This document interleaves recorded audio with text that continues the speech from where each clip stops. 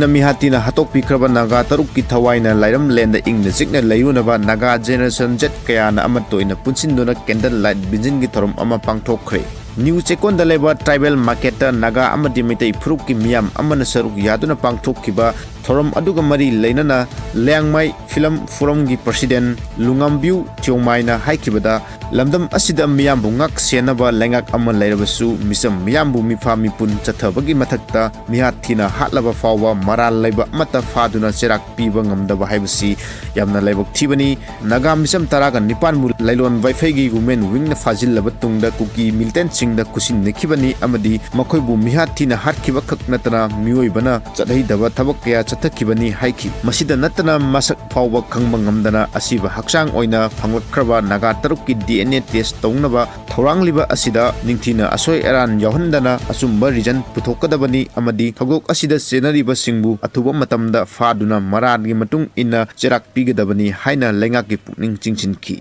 adu hojik akoi sino puminari cheksilo haya hanji mafam kharada india na thadilaga spice thadilaga maitega naga langkhoni kai machak machek mayam thorang puran mayam silagani tawrakani go masi mayam nei haya haini macha macha minority issue da akoi istira sakoloisi emotional oiroi kunsi akoi ki marakta phataba enemy mayam na they are working to fight each other.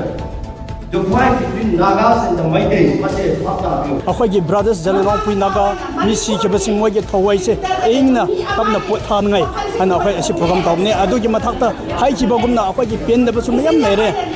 Mi Amabu, Hatpada, Mi Amagi, Wakanpu the Wahabatare, Sagi Lamchat Hapiramba, Mate Tata Piramba, Aduki the Mata Wakansiam, no idea.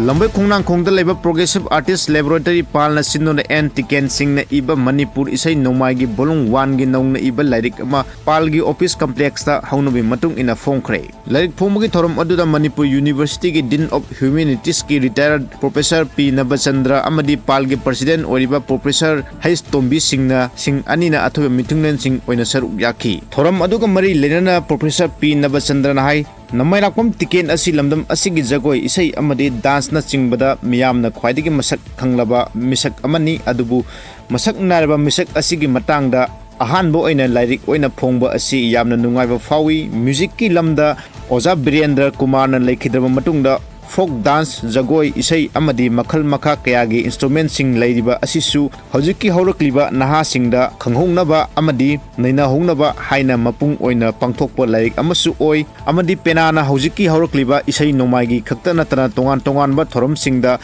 yarokliba asigi matang nasu khanna nainaba kanna honari hainasu phongdokhi nioi bai bisi amar natabinna ojana tawriba phangriba magi practical experience mayam singase basi tangai fadana tungda horaiba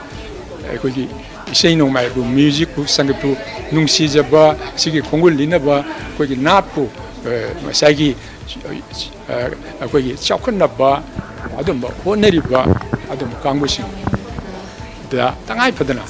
masigi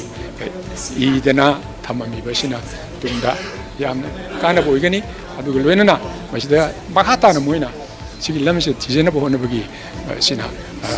kare haini han ba khongthang ma oigani abse agi thaja jaba